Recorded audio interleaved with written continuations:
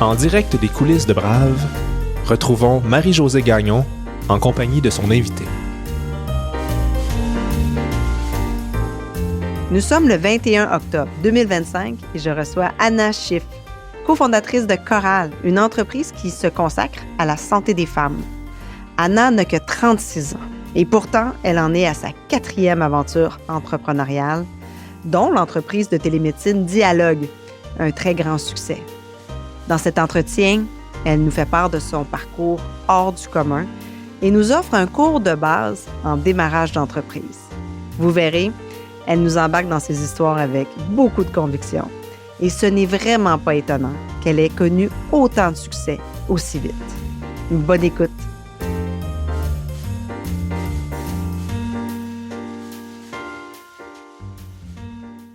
Bonsoir, Anna. Bonsoir. Je suis vraiment contente de t'accueillir chez Brave. Bien, merci. C'est un plaisir. J'étais curieuse de savoir pourquoi tu as accepté mon invitation. Parce que parler de courage est un sujet très important. Parce que j'ai toujours cherché des modèles féminins en bâtissant mes business. Alors, je me suis dit que ça pouvait peut-être être pertinent pour d'autres. Merci de faire ça, d'ailleurs. Merci d'avoir accepté l'invitation. Tu es toute jeune, hein, 36 ans, et pourtant, tu as connu l'URSS et le communisme, puisque tu es née en 1989 en Ouzbékistan. Et je me demande si on t'avait rencontré là-bas, toute jeune, qu'est-ce qui nous aurait sauté aux yeux, nous, occidentaux? Vous m'aurez probablement vue toute petite dans les bras de ma mère qui attendait dans des magasins à aller chercher ses portions de farine et des vêtements, des fruits. Alors, probablement que vous auriez vu ça. Puis avec le temps, vous aurez vu beaucoup d'enfants qui jouent ensemble, protégés par des genres de carrés de maison. Donc, c'est quelque chose d'assez spécial, puis vraiment le fun, en fait, là-bas. Donc, probablement ces deux choses-là. OK. Puis, quand tu avais 6 ans et ta sœur avait 2 ans, oui, tes parents ont décidé de venir vivre à Montréal, dans le quartier Côte-des-Neiges. Qu'est-ce que tu retiens de ton arrivée, de votre arrivée en terre québécoise?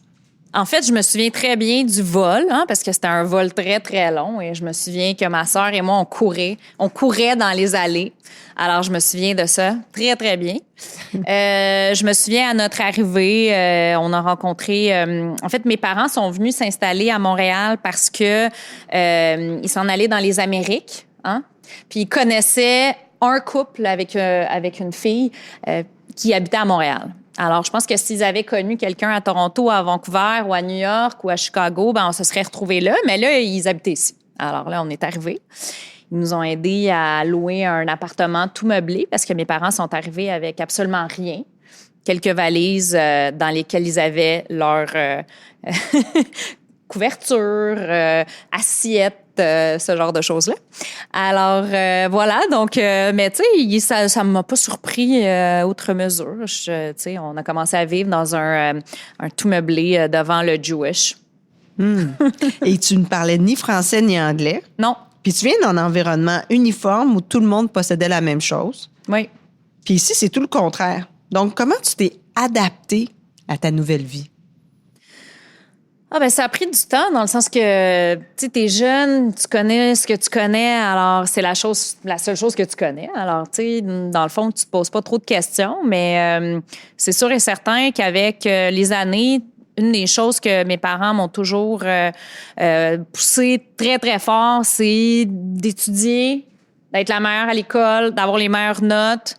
100%, c'était jamais assez parce que ma mère, elle a comme appris que dans les écoles québécoises, il y avait des points bonus. Fait que si je revenais avec 100%, c'était comme, il n'y avait pas de points bonus. Alors, mais ça vient avec l'avantage que quand tu as des bonnes notes, tu as plus de choix. Puis après ça, ça m'a permis d'élargir mes horizons, de découvrir des nouvelles personnes, des nouvelles cultures, puis éventuellement aussi des emplois qui m'ont intéressée, des universités qui m'ont intéressée. Alors, je pense que c'est comme ça, au fur et à mesure de faire partie de la vie d'ici, que j'ai adopté beaucoup plus cette culture-là que j'adore. Je pense que l'amitié a joué un grand rôle. L'amitié. Oui, l'amitié a joué un grand rôle. Effectivement, je pense qu'une de mes plus grands souvenirs et puis mes plus grands bonheurs de mon enfance, c'est les amitiés que j'ai eues. J'ai beaucoup, beaucoup d'amis que j'ai depuis très, très longtemps, là. Alors, je suis vraiment chanceuse et puis ils m'ont beaucoup amené à reconnaître ce que j'avais, puis ce qui était très particulier puis spécial de ma culture, mais après ça, aller explorer et comprendre mieux ce que la culture québécoise, canadienne, nord-américaine nous amène. Puis tu avais donc des bonnes notes, hein? Tu n'avais pas le choix. Non, pas le choix. Puis tu vas étudier à l'École internationale de Montréal avec les plus doués. Puis je me demandais, as-tu des souvenirs marquants de cette époque-là? J'en ai quelques-uns. Je pense que un des souvenirs très formateurs de mon secondaire, on était en secondaire 2 et on faisait une présentation, une recherche puis une présentation dans mon cours de français. Et je me souviens, on a tous fait des présentations, puis il y avait une personne en particulier, c'était une migrante aussi, mais elle a fait un travail exceptionnel. Elle a fait une présentation incroyable. Puis quand on a tous reçu nos notes, ben elle n'a pas eu la meilleure note, puis même, je pense qu'elle n'avait même pas dans les 90, genre. Puis là, il y avait quelqu'un d'autre qui a eu 100%, puis tu sais, c'était la personne qui a eu 100%, c'était comme une affaire qui a bien suivi les règles, mais tu sais. Puis je me souviens, je suis rentrée chez nous, puis j'ai dit ça à ma mère. Je dis, mais je comprends pas, mais voyons donc, comment ça se fait? Puis ma mère, elle m'a dit, ben, faut que tu dises quelque chose. Là, puis non seulement faut que tu dises quelque chose, mais là, on va parler avec tous les élèves de la classe. Puis là, tu arrives en classe, puis tu te lèves, puis tous les élèves se lèvent, puis vous dites à l'unanimité, on n'est pas d'accord avec cette note, on voudrait qu'elle ait une meilleure note, c'est pas juste. Fait que là, j'ai parlé à tout le monde. Puis là, le moment venu, là, j'étais là, j'avais peur. Puis là, j'ai dit, OK, là, c'est là qu'on se lève. Bon, là, tout est planifié. Là, je me lève. Je suis la seule à me lever. Mais je le dis quand même. Je dis, cette personne-là, elle a fait la meilleure présentation. Voici pourquoi. On est plusieurs à le penser. On pense qu'elle devrait avoir un 100%. Puis elle l'a eu. Elle a eu son 100%, puis souvent, dans mes apprentissages, ma famille a en fait beaucoup partie, puis même si pendant des années après, je leur ai blâmé pour tous mes problèmes du monde, je trouve quand même que, tu sais, je le reconnais aujourd'hui, qu'ils ont fait de leur mieux avec ce qu'ils avaient, mais ce qu'ils m'ont donné et ce que l'école m'a permis de vivre, c'est vraiment de me pratiquer. De me pratiquer à prendre position, à faire des choses qui me tentaient pas. Hein? Je peux pas dire que ça me tentait là, de me lever, puis tu sais, ou que je trouvais qu'il étaient les bonnes choses à faire. Et puis ça, c'est une de mes expériences qui m'a le plus marquée parce que le contexte scolaire m'a permis de le faire. Et puis, voilà. Donc, y a-t-il quelque chose en lien avec l'injustice, en lien avec...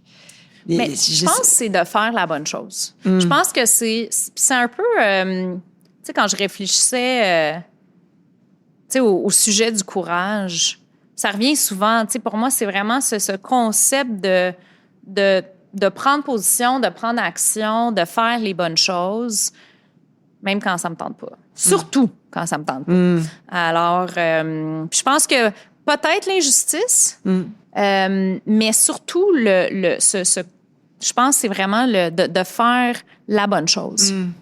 Puis aussi de réaliser que ça peut produire des résultats assez extraordinaires. Et que ça peut produire des résultats. Exactement. Ouais. Et ensuite, tu vas au cégep à Marianopolis.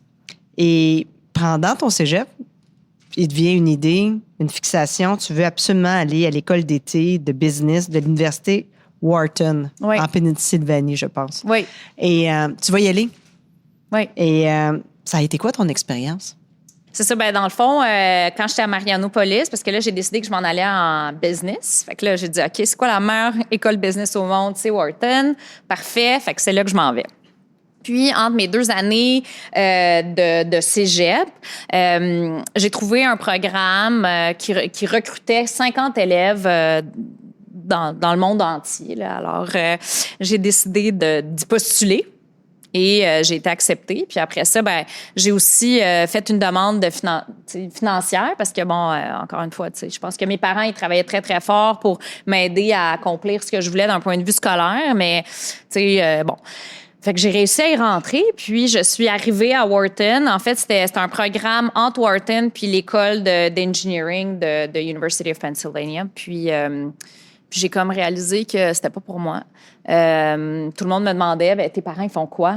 Puis là, ben, j'étais comme, ben, mes parents, ils ont un journal russe communautaire, puis ils sont pas des chefs d'État. Puis je sais pas, tu sais, je me suis dit, ça avait comme pas... pour moi, à ce moment-là de ma scolarité, je me suis dit non, c'est pas ça que je veux pas. C'est pas ça que je veux. Je veux pas faire partie d'un groupe qui valorise mes compétences sur la base de mon statut ou de celui de mes parents. Alors, j'en suis revenue, puis j'ai décidé de changer de parcours. Ah oui? Qu'est-ce que tu as changé? Ben, j'ai décidé d'aller à l'Université McGill. Mm-hmm. En fait, ce que j'ai décidé de faire, c'est j'ai décidé de prendre une année sabbatique pour voyager. Puis là, j'ai postulé à quelques universités canadiennes, dont McGill où j'ai été. J'ai repoussé mon entrée d'1 an et j'ai voyagé pendant 1 an. En Europe et en Asie. En Asie, j'ai travaillé. Ça a été extraordinaire. J'ai fait toutes les choses que j'ai pas eu à faire pendant l'université. Parce que là, j'étais prête à me focusser. Et donc, tu fais ton bac en finance et en commerce international à McGill. Exact. Puis, tu es recruté par McKinsey. Oui. Ça commence bien, quand même. Est-ce que tu te sentais sur ton X à ce moment-là? Ouf. Bon, j'ai adoré McKinsey. Mais j'ai eu beaucoup de compétences à développer. T'sais, je venais d'une famille entrepreneuriale, qui avait pas nécessairement dans mon sang, dans mon expérience, dans mon vécu, j'avais pas toutes les compétences qu'on cherche d'un consultant qui est structuré, qui est rigoureux, qui est réfléchi. C'était toutes des choses que j'ai eu à apprendre. Puis, mon Dieu, heureusement, parce que ça m'accompagne encore, en fait, dans la façon que je réfléchis à la résolution de problèmes. Plus j'avançais, plus j'aimais ça parce que plus je devenais bonne. Puis en même temps, ben plus je me rendais compte que ce qui me tirait de l'autre bord, c'est ce désir de bâtir. Oui, mais avant d'aller là, c'est là que tu as rencontré ton mari, le père de tes 3 enfants. Oui. Il s'appelle François Lafortune. Oui. Raconte-nous ta rencontre. En fait, François, je l'ai connu, il a fait partie des rondes d'entrevue. Puis là, ben c'est là que je l'ai connu. Puis après ça, ben on a gardé contact. Puis j'ai eu mes offres. Je suis partie à l'université au National University of Singapore. Et à mon retour, j'ai commencé à McKinsey. Et puis, ben après ça, the rest is history. Et donc, après 2 ans chez McKinsey, tu vas quitter McKinsey. Et pourquoi tu quittes McKinsey? J'avais une conviction. Donc, pour moi, la santé puis le bien-être, ça a toujours été une passion, tu sais, mais vraiment, je lisais là-dessus, tu sais, on partait voyager, puis j'amenais avec moi des recherches sur le sucre. Puis là, sur, tu sais, des sujets, puis je lisais ça sur la plage, là. Tu sais, le monde, ils lisent des romans, là. Ben moi, j'essayais de comprendre la nutrition. Puis, alors, mon premier essai en entrepreneuriat, mais aussi dans le monde de la santé puis du bien-être, ça a été en lançant ma première entreprise qui était dans le domaine alimentaire. Alors, ma grande vision, c'était d'avoir une chaîne de restauration où est-ce qu'il n'y avait pas des humains, il y avait juste des robots là, qui assemblaient des plats très, très santé. Fait que je voulais couper sur le volet humain pour investir dans une qualité de nourriture. Et puis, j'avais commencé, avant de bâtir tout ça, j'avais commencé à travailler avec une très petite équipe dans une cuisine centrale et on livrait nos plats chez des entreprises. Les gens pouvaient commander en ligne. Alors, voilà, ça a été ma première entreprise. Ça s'appelait Anna Cuisine. Oui. Et t'as dû fermer, t'as perdu 20 000 Oui, c'est ça. Dis-moi, comment t'as C'était le meilleur investissement d'MBA que j'aurais pu faire. Ben oui, t'as appris beaucoup. Mais tu sais, mettons, à l'époque, je me sentais pas très cool de fermer une entreprise. C'est ça, je voulais savoir comment t'as vécu ta faillite. Ben non, c'était pas le fun, là. Comment tu te sentais? Ben, pas très bonne, là, tu sais. Je venais de quitter McKinsey en annonçant ma grosse vision à tout le monde. De robot. Puis là, de robot. Puis là, je me suis rendu compte, en fait, je me suis comme rendu compte que j'adorais pas ça. Tu sais, je travaillais avec des... puis je pense que l'alimentation, c'est un domaine... J'ai tellement de respect pour les gens qui travaillent dans le domaine de la restauration. C'est des aliments périssables, c'est des petites marges, c'est difficile de faire de l'argent, c'est très opérationnel. Puis, je me suis rendu compte que je me projetais dans 5 ans, puis je voulais pas faire ça. Puis, en fait, ça allait bien. Tu sais, on avait une grosse banque qui était prête à financer notre premier emplacement. Puis, on était prête à y aller. Le feedback sur la nourriture était top. Puis, je me suis dit, non, c'est pas ça que je veux. Fait que j'ai arrêté. Puis, c'est ça. Là, j'ai comme le souvenir d'être roulée en boule, là, puis me trouver vraiment... Sa première entreprise n'a pas été la réussite souhaitée, c'est clair. Mais elle l'a menée à la suivante. Comme quoi, ce qui apparaît comme un détour peut se transformer en rampe de lancement. Il y a eu des occasions, parce qu'une des personnes qui t'a prêté de l'argent pour Anna Cuisine, c'est Chérif Habib, qui est un de tes 2 cofondateurs de Dialogue, l'autre étant Alexis Smirnov. Oui. Donc, on va parler d'un peu de dialogue. J'aimerais savoir comment vous avez démarré ça. Comment on démarre ça, une entreprise à grand succès comme Dialogue? Ben oui, c'est ça. Ben dans le fond, Chérif, parce que Chérif aussi, tu sais, il y avait une entreprise dans le domaine médical avant Dialogue et il avait aussi une entreprise dans le domaine alimentaire. Alors, et c'était un ancien de McKinsey. Alors, il avait fait un investissement dans la cuisine, puis je lui avais redonné son chèque quand j'ai décidé de fermer. Puis il m'a dit, ben inquiète-toi pas, ça va attendre à ta prochaine start-up. Puis la prochaine, c'était Ensemble. Ben en fait, après que j'ai décidé de fermer mon entreprise, je m'occupais de ma grand-mère qui était en fin de vie. Et puis, pendant ce temps-là, j'avais un peu plus de temps. J'explorais un peu dans quoi je voulais me relancer. Mon conjoint est en train de partir Diagramme. Donc, c'est le fondateur de Diagramme, François Lafortune. Explique-nous Diagramme. Diagramme est un fonds d'investissement et un créateur d'entreprises. Alors, ils ont parti un grand nombre d'entreprises avec beaucoup de succès au Canada, en Amérique du Nord, et ils investissent aussi dans des entreprises. Alors, une des premières entreprises était Dialogue. Alors, c'était en fait une des 2 par lesquelles lui avait commencé. Étant donné ma proximité avec Chérif, il avait rencontré Chérif. Moi, de par le fait que j'avais tout le temps que je voulais de disponible et qu'en plus, je vivais la situation avec ma grand-mère qui me motivait à dire on a tellement mieux à faire comme société pour les gens qui n'ont pas besoin d'être vus en personne. On a joint les forces pour commencer à travailler sur Dialogue dans cette vision d'amener de la télémédecine à travers des entreprises au plus grand nombre de personnes. Mais comment vous l'avez démarré? Ça se passe comment, là? On a trouvé notre cofondateur Alexis. On s'est dit, on va avoir une technologie. On est allé voir des clients. On est allé voir des gens qu'on connaissait chez nos premiers clients. On leur a dit, on a une idée. Puis, ça s'en vient. Notre date de lancement prévue était le 15 septembre 2016. On l'a lancé le 14 septembre. Puis après ça, on l'a rendu disponible à travers plusieurs entreprises. Puis c'était des entreprises qui savaient même pas combien qu'on allait charger pour ça, mais qui voulaient nous donner un coup de main. Puis je veux juste dire à quel point c'est important ces gestes-là. Pour des entrepreneurs, c'est tellement difficile de partir des entreprises. Alors, des gens qui croient en nous, qui ouvrent leurs portes dans une entreprise, par exemple, pour dire, parfait, oui, on va te supporter, on va te donner les outils. Avant même qu'on prouve c'est quoi le retour sur investissement. C'est comme ça qu'on bâtit une entreprise. On a une vision.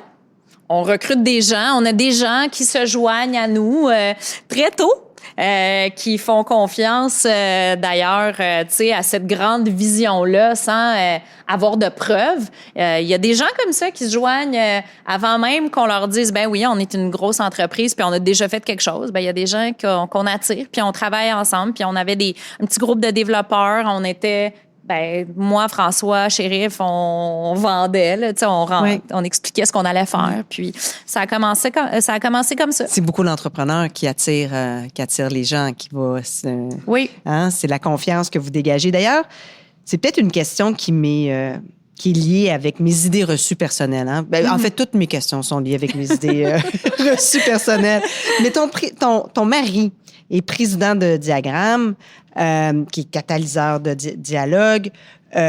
Chérif Habib était là avec toi dans la cuisine. Je me dis, c'est tissé serré, là. Est-ce que tu es confortable? C'est quoi ton niveau de confort ou d'inconfort dans une formule où tu te retrouves avec des gens très proches de toi pour partir en affaires?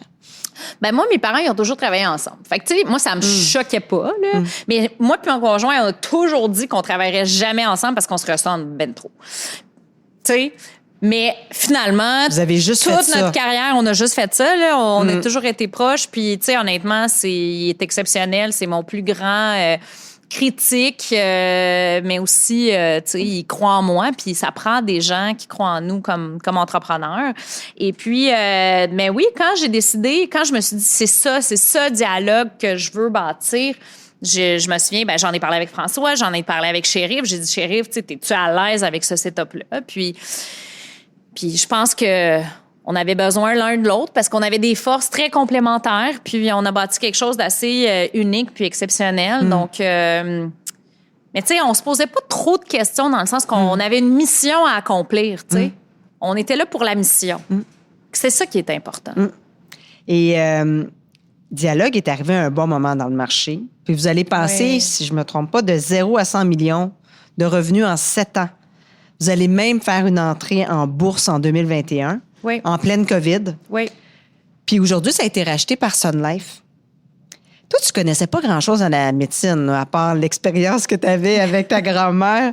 Quel était ton rôle dans l'entreprise? Quelle était ta contribution? Oui. Moi, tu sais, je définis mon rôle un peu comme je sais pas si je devrais utiliser ce mot-là. Je me voyais un peu comme le bouche-trou, mais tu sais, dans tout le positif de ce que ça amène. Fait que, tu sais, moi, je prenais les problèmes, là. Tu sais, dans le fond, Chérif, c'est le CEO. Faut qu'il run la business, puis, tu sais, bon, Alexis, c'est la tech. Puis moi, je fais ce qu'il faut qu'il soit fait. Fait que, tu sais, au départ, c'était de vendre. Après ça, on avait de la misère à recruter assez vite pour toutes les ventes qu'on a faites. Fait que j'ai assemblé l'équipe médicale, puis on a bâti les opérations médicales. Après ça, tous ces beaux clients-là, fallait s'en occuper.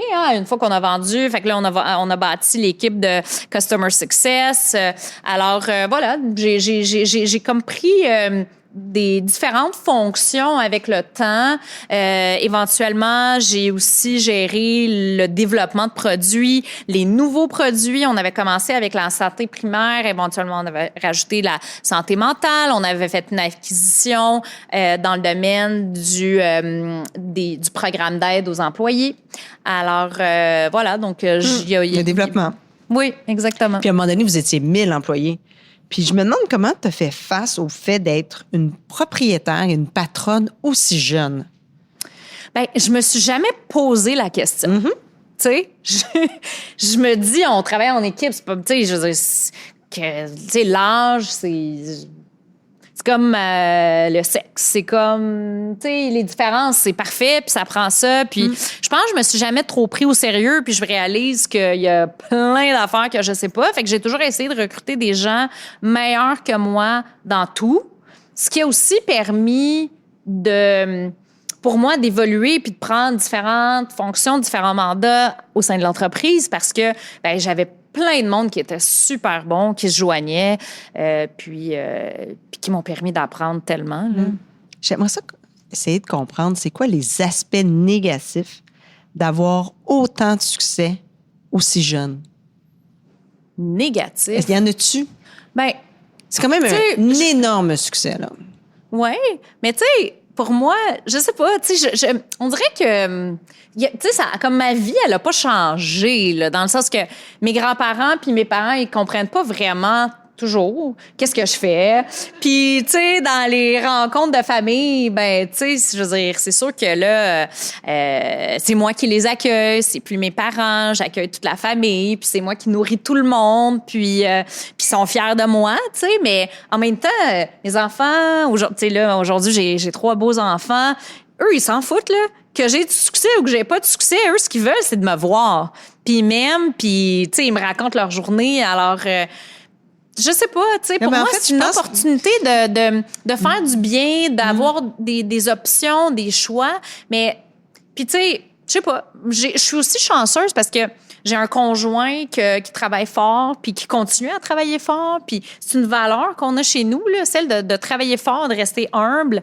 Alors, je sais pas si ça a amené quelque chose de négatif. Il n'y a pas eu de jalousie, par exemple?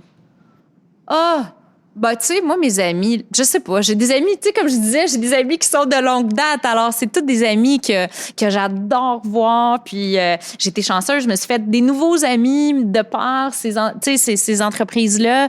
Alors, tu sais, je l'ai pas ressenti. Puis ça me, tu sais, je sais pas, ça me permet de... Non, honnêtement, c'était très positif, là. Tu as eu 2 de tes 3 enfants pendant cette période-là là, de dialogue. Comment tu as géré ça? Ben, j'ai beaucoup d'aide à la maison. Ça, il faut le dire, là. Comme 3-4 personnes?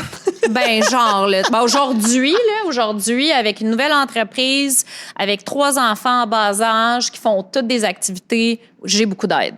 J'ai quelqu'un qui m'aide le matin, qui fait les drop-off quand je peux pas le faire. J'ai quelqu'un qui m'aide le soir pour faire les activités des enfants.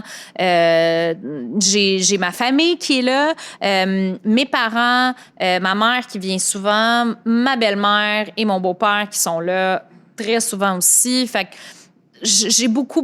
Je suis très chanceuse. Je m'entends super bien avec ma belle-mère et avec mon beau-père. Ils sont très présents puis très intégrés dans la vie de ma famille. Alors, puis je crois vraiment profondément dans la vie communautaire. Là. Tu sais, je pense que mes enfants, ils sont comment ils sont parce qu'il y a beaucoup de personnes pour les aimer. Puis je pense que si j'étais là plus, ben ils se tanneraient de moi, là. Tu sais, ils me trouveraient fatigante parce que je leur parlerais de ça a trop de sucre, faut pas que tu le manges, puis ça, il faut que tu le fasses de cette façon-là. Puis quand je suis pas là, ça va, ils sont contents, ils mangent ce qu'ils veulent, puis tu sais. Fait que non, c'est ça, j'ai de l'aide à la maison, puis j'ai quand même une bonne énergie. Tu sais, je suis chanceuse à la base, j'ai une mère, puis j'ai hérité de ma mère qui a une énergie encore aujourd'hui qui a pas d'allure, là. Alors, j'ai comme hérité de cette énergie-là, je pense. J'aime son énergie et j'aime encore plus son côté terre-à-terre. Anna ne s'enfarge pas dans des détails comme son âge. Elle ne s'en fait pas trop avec l'opinion des autres non plus. Sa famille, autant ses parents que ses enfants, la garde bien ancrée. Et elle assume ses multiples identités, autant celles de mère, de fille, de conjointe, d'entrepreneur.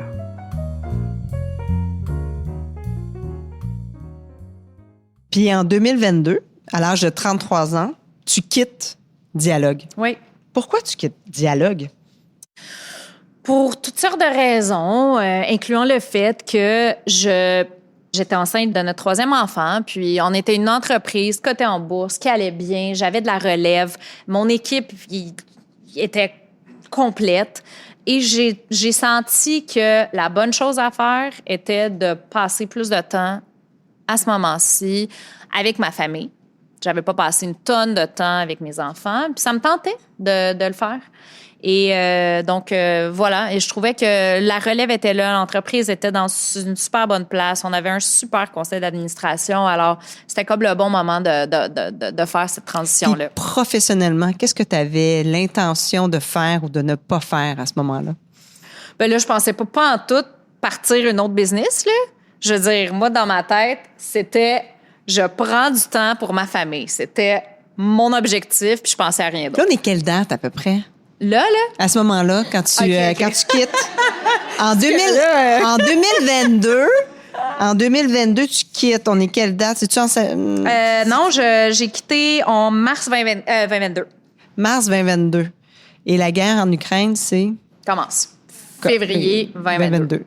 Et donc, ça va pas aider ta semi-retraite, là. Non, pas pantoute. Alors, qu'est-ce que tu vas faire?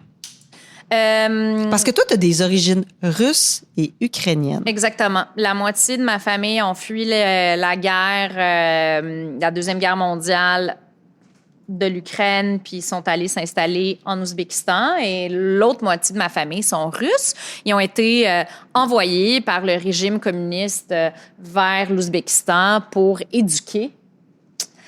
C'était des professeurs et donc pour éduquer, puis là, je le mets entre guillemets, oui, là, mais tu sais, la population de l'Ouzbékistan. Alors voilà, donc oui, effectivement, la guerre a commencé, puis quand qu'on retourne à ces débuts-là, ben, je pense que pour tout le monde, ça a été une période assez traumatisante. Et pour moi, ça a été vraiment, tu sais, je sais pas, j'ai même pas de mots pour décrire comment je l'ai vécu, mais c'était assez choquant. Puis, et donc, j'étais encore chez Dialogue. On a mis en place certaines initiatives pour supporter les gens pour qui, évidemment, ça a eu un impact quand même assez important, cette guerre-là. Mais étant donné que j'ai quitté peu de temps après et que j'avais du temps, mon conjoint puis moi, on s'est dit, ben on veut faire un don plus important. Et donc, on a dit, ben j'ai été attitrée à faire de la recherche pour comprendre où ferions-nous ce don. Et en faisant de la recherche, au début, on s'est dit, est-ce que c'est en Ukraine? On les aide à acheter des drones. Est-ce que c'est au Canada? Est-ce que c'est la Croix-Rouge? Puis, ben, en faisant ma recherche, j'ai contacté une fille qui venait d'initier un groupe Facebook qui s'appelle Canada Hosts Ukrainians. Donc, au départ, c'était le groupe qui connectait les hôtes ukrainiens, les hôtes canadiens avec des Ukrainiens qui ont fui la guerre. Et puis, le Canada, à l'époque, avait mis en place un visa extraordinaire qui permettait aux Ukrainiens de venir au Canada sur un visa ouvert pendant 3 ans. Ce que ça veut dire, c'est que ça leur permettait d'arriver puis de commencer à travailler. Puis quand je lui ai parlé de mes recherches, bien là, j'ai dit, toi, qu'est-ce que tu vois comme besoin, dans le fond? Elle a dit, ben, tu sais, une des choses, c'est, elle a dit, d'un bord, ben, on a des hôtes que, tu sais, je les connais pas, ils reçoivent des Ukrainiens. Puis de l'autre bord, ben, ça coûte vraiment cher pour les familles de venir au Canada. Puis là, je dis, c'est ça qu'on va faire. Je dis, on va leur payer leur vol, mais en retour, on va demander que les autres Canadiens fassent un background check.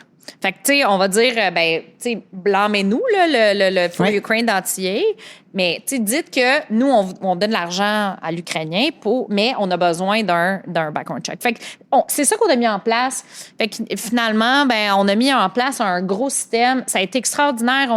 Avec la CRA, on a été capable d'obtenir nos droits d'OBNL, ce qui veut dire qu'on a été capable de lever plus d'argent et on a opéré ça en plein dans la guerre. On a aidé 2500 à peu près personnes qui ont fui la guerre en Ukraine à venir s'installer partout au Canada. On a établi un partenariat avec Air Transat, avec Porter, qui nous donnait des billets à moindre coût. Alors, le retour sur dollar investi était 10 fois plus grand. Alors, on a été capable de démontrer... Et tu as fait ça avec ton mari? Oui, ben lui, il m'a dit, allez, là, fais ça, là, tu sais. Lui, il a toujours été à mes côtés là, pour dire, allez, là, fais. C'est encore ouvert? Oui, c'est ça. Ben, 4ukraine.com. forukraine.ca. Ouais, 4ukraine.ca. Ouais, et c'est encore ouvert? Est-ce que ça fonctionne encore? Ben, on est sur la fin, là, parce que dans le fond, le visa il a expiré. On a aidé à peu les ressources sont disponibles. Le site web, on l'a gardé. Les ressources qu'on a mis dessus sont disponibles. On a aidé à peu près 2000 personnes à faire leur CV nord-américain, à trouver de l'emploi, à avoir des mentors. Alors, ça a été une grosse opération. Là. On avait des dizaines puis des dizaines des personnes qui aidaient les gens qui arrivaient au Canada. Ils allaient les chercher, bookaient les vols. Alors, c'était... Oui, ça a vraiment été une super... À travers ça, tu as donné naissance à ton 3e enfant. Oui, exactement. Mais est-ce que ça t'a apporté quelque chose de différent que, par exemple, Dialogue ou Anna Cuisine? Qu'est-ce que ça t'a apporté forukraine.com? .ca. Merci. C'est logique. Oui. Ben, j'ai adoré faire ça. Ça m'a aussi... c'était drôle parce que ça m'a vraiment exposée à mes forces. J'étais dans mes forces. J'ai vraiment pu identifier dans quoi... Qu'est-ce que j'aimais faire. Pas juste dans quoi j'étais bonne puis dans quoi j'étais capable d'opérer, mais tu sais, tout le volet des partenariats que j'ai... T'étais plus bouche-trou, là.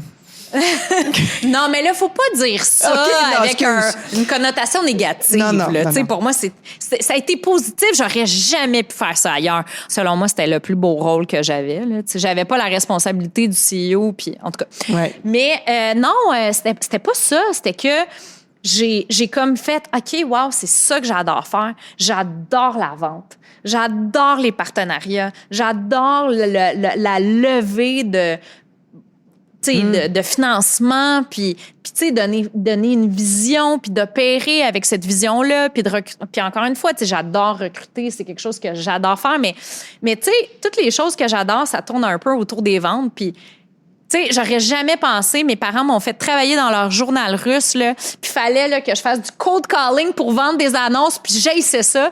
Puis fast forward 20 ans, je suis tellement heureuse qu'ils m'ont donné cette opportunité-là parce que j'adore ça. Voilà. C'est quoi la différence, tu penses, entre quand tu étais jeune puis tu cold callais pour vendre des abonnements? Oui, je peux comprendre. Moi, j'avais la même expérience dans des magasins de vêtements pour femmes. Et aujourd'hui, que tu aimes la vente. C'est quoi la différence selon toi? Ben, je pense que quand il faut que je fasse du cold calling, là, j'aime toujours pas ça. Tout le temps, je procrastine, tu sais, bon. Mais je sais pas, il y a comme un genre de... Ce que j'aime aujourd'hui, c'est le volet stratégique qui vient avec la vente. Fait que, par exemple, je me souviens quand on a parti For Ukraine, Air Canada, il avait annoncé une affaire, tu sais. Puis là, je me suis dit, c'est le bon moment d'approcher Air Transat. OK, comment je fais pour approcher Air Transat? Pourquoi ils feraient ça? Pour eux, pourquoi ça serait intéressant de faire une affaire avec une gang qu'ils connaissent même pas, tu sais? Fait que c'est de trouver. Mais ça, c'est un cold call pareil. Oui, c'était un cold. Ben là, fait qu'après ça, j'ai trouvé des gens qui connaissaient des gens qui connaissaient des gens qui pouvaient dire que j'étais pas une personne de. Puis j'aime ça repartir de zéro. Tu sais, j'aime ça comme ce. Mais c'était ton idée. C'est ton idée aussi que tu vendais. Oui, j'aime ça, ce thrill-là. Tu sais, j'adore ça. Et ensuite, dans quelques mois plus tard, peu de temps après, du moins, tu vas avoir un problème de santé qui va inspirer ta prochaine aventure entrepreneuriale. Oui. Tu veux nous raconter ça? Oui. Ben, en fait, il y a comme 2 choses qui sont arrivées en parallèle. Puis là, l'entreprise en question, c'est Coral.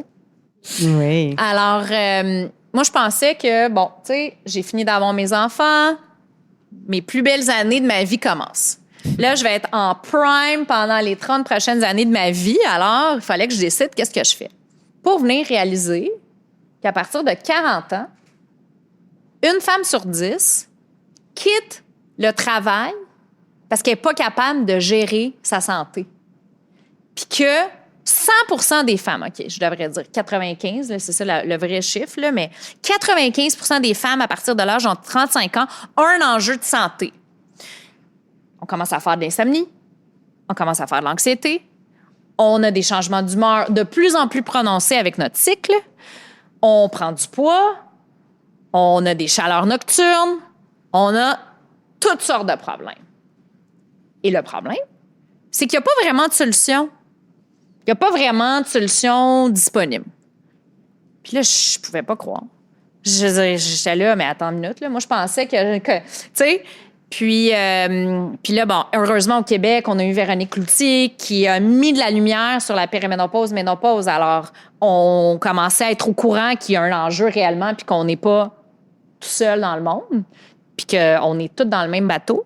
Mais il n'y avait toujours pas de solution. Fait que d'une part, je me suis dit, mon Dieu, si c'est quelque chose que je connais, il faut que je fasse quelque chose. En même temps que j'ai eu ce brillant désir-là, ben l'univers m'a donné une thyroïdite virale. Donc, il y a un virus qui a attaqué ma thyroïde. La glande de thyroïde, c'est une glande qui contrôle tout le corps. Ça nous permet de dormir, ça impacte notre métabolisme. Alors, j'ai été en hyperthyroïdie, donc j'ai perdu énormément de poids. J'étais en douleur pendant 6 semaines. Puis par la suite, j'ai été en hypothyroïdie. J'ai commencé à faire de l'insomnie. J'ai jamais fait de l'insomnie de ma vie, j'ai toujours pas bien dormi. J'ai commencé à faire de l'anxiété. J'ai été stressée dans ma vie. J'ai jamais eu le sentiment de panique qui monte. Puis mon endocrinologue m'a dit que j'étais guérie et de ne pas prendre de médication parce que si je prends de la médication, ben, on saura pas quand est-ce ma thyroïde va être revenue, tu sais, comme avant. Alors, je m'entêtais. Je prenais pas de médication. Puis là, c'était grâce à mon mari, à un moment donné, qui m'a dit « Je suis plus capable de vivre avec toi. » Puis les enfants non plus. Mais avant ça, j'étais en train de travailler sur Coral tout ce temps-là, là, à essayer de le démarrer. Puis là, je dormais pas. Puis là, je commençais à faire de l'anxiété. Puis je me souviens, je me disais, j'ai plus l'énergie de partir une business. C'est plus pour moi. Je suis rendue trop vieille. Mais c'est ça qui arrive en périménopause, ménopause. Puis là, on parle des hormones sexuelles, mais c'est pas les seules. Il y a aussi l'hormone de thyroïde qui est sous-diagnostiquée chez une femme sur 10. On a une thyroïde trop lente. On le sait pas. On se demande pourquoi on perd pas de poids. Ça en fait partie. On a une glycémie un peu trop élevée. Mais on n'est pas pré-diabétique, fait que personne nous en parle. On a un fer trop bas, ce qui fait qu'on est vraiment fatigué. Mais des fois, on est dans les normes. Hein? On regarde les valeurs normales. On va voir notre médecin, on ne se sent pas bien. Non, mais tout est beau. Tu es dans la norme. Mais il y a de plus en plus de recherches qui parlent des valeurs optimales. C'est aux valeurs optimales qu'on se positionne pour la santé dans le futur, mais aussi pour se sentir à son mieux. Alors, qu'est-ce que j'ai fait finalement, en partie grâce à toute cette belle recherche que je faisais sur le domaine de la périménopause, ménopause, en partie grâce à mon mari qui m'a dit qu'il était plus capable de vivre avec moi. Bien, j'ai commencé une médication, j'ai commencé à lire, j'ai commencé à faire des changements au niveau de mon entraînement, de mon alimentation. Et je peux vous dire qu'aujourd'hui, ben, j'ai cette énergie que j'avais avant d'avoir mes enfants. Mais je me dis, mais c'est ça qu'on peut faire pour les femmes en périménopause et ménopause. On peut redonner cette énergie-là, puis ça prend du temps. C'est pas une prescription. L'hormonothérapie en soi ne vient pas tout régler. Fait que je me suis dit, ben, tu sais, je voulais vraiment... alors, c'est ça, Coral. C'est de là, c'est cette motivation-là pour dire... On veut bâtir une entreprise qui va prendre en charge les femmes et qui vont les amener à vivre leur plein potentiel, leur pleine énergie pendant toute leur vie. Alors voilà. Moi, je signe. Je signe. Tu me dis où signer, puis... J'ai pas mon téléphone sur moi, mais c'est une application. C'est super. C'est vraiment génial. J'adore le concept non pas la norme, mais l'optimal. Là. L'optimal. Ça, pourquoi pas? Pourquoi on ne pourrait pas avoir mieux que juste la norme? Mais oui. Puis il faut le tester. Il faut tester. Il faut avoir la bonne médication. Il faut avoir les bons suppléments. Puis pas les suppléments là, farfelus là, qui se vendent sur Amazon. Tu sais, Les suppléments de base, le magnésium, le fer, la vitamine D. Expliquer aux femmes pourquoi la vitamine D est essentielle, comment ça contribue à nos os, et à la santé de nos os, comment ça contribue au métabolisme des autres nutriments nécessaires à notre santé. Puis, l'autre élément qui est vraiment essentiel, c'est d'avoir quelqu'un, une coach, donc on a des coachs chez Coral, qui accompagnent les femmes et qui leur permet de travailler un élément à la fois, que ce soit le sommeil, que ce soit l'entraînement, la nutrition. Puis c'est vraiment important. Puis on peut pas tout faire en même temps, puis ça prend du temps. Puis on aime ça entendre qu'il y a une pilule magique. Ben Coral, c'est pas une pilule magique. Mais c'est vraiment magique comme solution parce que ça amène toutes ces choses-là en même temps, à la même place, et on est capable d'accompagner les femmes sur le long terme et vraiment les aider à accomplir leurs objectifs en santé. Je veux savoir si tu te sentais différente aujourd'hui comme entrepreneur. Parce que là, c'est ta troisième, 1, 2, 3, 4. Coral est ta 4e aventure entrepreneuriale, si on inclut forukraine.ca. Mais c'est ta 4e, donc 36 ans, 4e. Comment tu te sens comme entrepreneur? Est-ce que tu te sens différente? Et si oui, où? Comment? Je pense que je me sens différente dans le sens que à force de pratiquer, de le faire, ben je le sais, ce que j'aime, dans quoi je suis bonne, quel genre d'équipe je souhaite avoir. J'ai des cofondateurs qui sont tellement un fit exceptionnel pour moi et je suis un fit pour eux. Ça fait qu'on a une belle complicité. Vous êtes encore 3. On est 3. Puis Diagramme est encore là. Et Diagramme est un des investisseurs, oui. C'est plus l'investisseur principal, mais c'est un des investisseurs, effectivement. On a Bright Spark qui s'est joint comme porteur de drapeau des investisseurs. Alors, ils sont exceptionnels. Mais c'est une formule gagnante. On l'a fait avec Dialogue, on peut le refaire avec Coral. Oui, ben c'est ça. Tu sais, je pense que faut pas, comme entrepreneur, faut jamais se dire que c'est gagné. Hein? C'est toujours difficile, puis c'est toujours 10 fois plus difficile que ce qu'on pense. Puis à tous les jours, c'est difficile. Tu sais. Mais on a une équipe incroyable. Vraiment, là, tout le monde qui sont là. Premièrement, tu sais, j'ai mon équipe de fondateurs que c'est toutes des gens qui l'ont fait avant. Alors, on a une équipe. On est encore tout petit, mais on est une équipe qui veut être là, qui a les mêmes valeurs, qui travaille fort, qui est compétent, qui sont attachants. On a tellement une belle complicité. Là, on revient de Toronto, puis on a passé 2 jours, un samedi complet, puis un dimanche complet ensemble. Puis c'était vraiment le fun. Tu sais, j'aurais pu faire 2 jours de plus. On était épuisés, là. Je le dirais pas à l'équipe de faire 2 jours de plus. Je pense que tout le monde était sur la fin de son énergie, mais c'était vraiment bien. On a des membres qui nous contactent pour nous dire à quel point on a eu un impact sur leur vie. On a des membres qui parlent de nous à des amis. 40% des gens qui s'inscrivent à la plateforme viennent de références. Alors, on est vraiment... Je pense que je suis vraiment fière de ce qu'on bâtit. Puis, on a une grande vision. On veut être la plateforme qui élève la santé de la femme pour une génération complète de femmes. Mais tu fais rien différemment que tu faisais avant, comme entrepreneur. Ben, je sais pas. Puis tu as dit tantôt, c'est difficile. C'est difficile à tous les jours. Qu'est-ce qui est difficile actuellement avec Coral? Ah, ben, tu sais, tu te fais dire non quand tu lèves de l'argent par la grande majorité, tu sais, des gens. Si tu veux que tous les membres aient une expérience exceptionnelle, mais ça arrive qu'il y a des gens qui tombent dans les trous, là, comment qu'on appelle ça, le Swiss cheese, là, qui passe dans tous les trous, puis là, ça te revient, puis tu te dis, mon Dieu, non! Tu sais, puis qu'est-ce qui est difficile? Ben, c'est difficile de recruter des super bonnes personnes, puis s'assurer que c'est la bonne balance entre travailler fort, puis rester motivé, puis convaincre des clients potentiels. C'est ça. Tu sais, c'est pas de créer quelque chose de rien pour que ça devienne quelque chose. tu sais, ça prend beaucoup, beaucoup d'énergie. Là. C'est comme dans les physiques. Tu as comme besoin de mettre des ingrédients, puis mettre la bonne énergie, puis la bonne, tu sais, la bonne traction. Donc, tu sais, c'est ça. Faut continuer à être focus, pas faire trop de choses. Mais c'est le fun. Je ferais rien d'autre. Ben dans oui. le sens de rien de différent. D'ailleurs, tu pourrais arrêter de travailler, je suis pas mal certaine. J'aime tellement ça. Oui, puis tu diriges Chorale, tu as toujours forukraine.ca, mais ça ferme bientôt.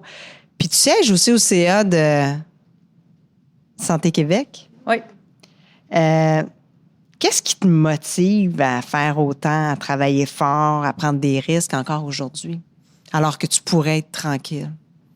Je me sens tellement chanceuse d'être au Canada, d'avoir les opportunités qu'on a ici, d'avoir eu des parents qui ont osé quitter l'Ouzbékistan pour venir s'installer ici, d'avoir investi dans notre éducation quand il n'y avait pas d'argent. Puis, alors, je trouve que ils m'ont forcé à apprendre à travailler fort. Fait que je suis aussi bien de faire quelque chose avec ça. Puis de l'autre bord, j'ai 3 enfants, j'ai une petite fille, puis je veux que ma fille ait ce modèle-là d'une mère qui travaille, puis qui fait les choses qui sont les bonnes choses à faire. Puis je veux que mes gars, ils aient un modèle d'une femme, tu sais, qui travaille, puis j'ai du fun à faire ce que je fais. Excellent. On va passer au questionnaire brave. OK. Que fais-tu chaque jour pour te donner du courage, Anna? Je parle avec mes enfants. Je les écoute. Ils ont tellement d'imagination. Ils ont peur de rien, tu sais. Puis même quand j'ai peur de quelque chose, à la fin de la journée, je reviens vers ça. Puis c'est tellement pur, puis c'est tellement beau, puis ils sont tellement extraordinaires. C'est ça qui me donne mon courage. Puis c'est quoi être brave pour toi? Pour moi, brave, c'est de faire quelque chose qui est la bonne chose à faire, surtout quand la petite voix se faufile pour me dire « fais-le pas, ça peut avoir un impact sur ta réputation » ou quelqu'un peut se dire que tu as l'affaire. Fait que là, je dis « OK, là, c'est là qu'il faut faire ce qu'il faut faire. Et qu'est-ce que tu te dis pour t'encourager? Donc, au karaté de mes enfants, OK, quand ils leur montrent un mouvement difficile, ils leur demandent « Can you do this? » Et tout le monde répond « Yes, I can. » Puis mon fils, à un moment donné, je faisais une course, il m'a dit « Maman, t'as juste à te dire « Yes, I can. » Alors, à tous les fois, je me dis « Can you do this? Yes, I can. » C'est vraiment ça. À quel moment de ta vie n'as-tu pas été brave?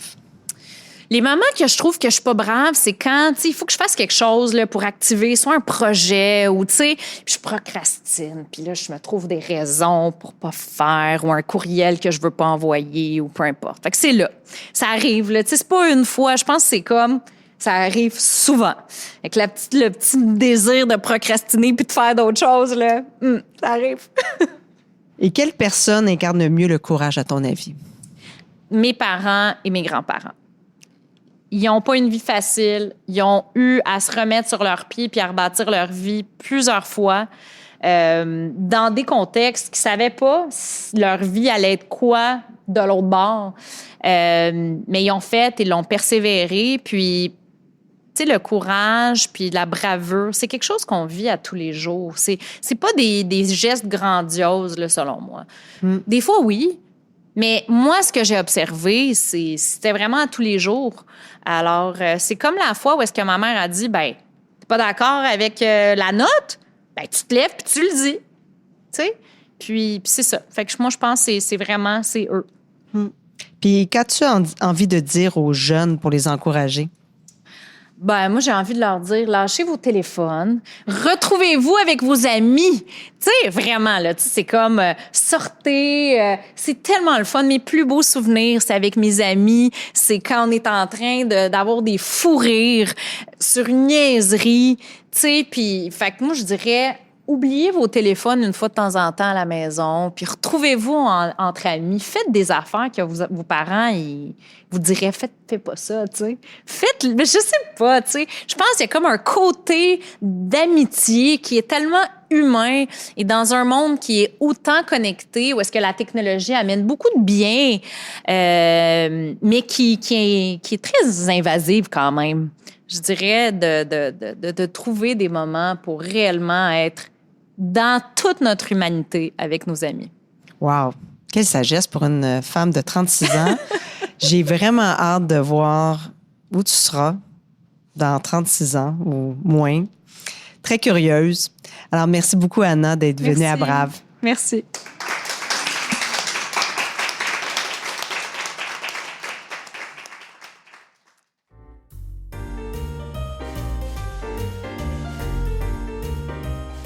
Anna, elle fonce, elle réfléchit, elle prend sa place. Elle est nourrie par tout ce qu'elle vit, ce qui l'entoure, et aussi, vous l'avez entendu, la chance qu'elle a d'être ici, dans un endroit où les occasions existent vraiment. Elle en profite, elle mord dans la vie, mais toujours les 2 pieds sur terre. Ça, j'ai beaucoup aimé ça. Alors Anna, merci pour ton témoignage, pour ton audace, pour ton assurance. Et vous, chers braves, qu'est-ce qui vous a touché dans son récit? Merci d'avoir été là et à très vite. Brave, la série d'entretiens avec des femmes qui ont du cran, est une idée originale de Marie-Josée Gagnon. Rejoignez-nous sur notre site web à braveinspiration.com, de même que sur les médias sociaux. Si vous avez aimé ce balado, osez le partager. Merci de nous écouter.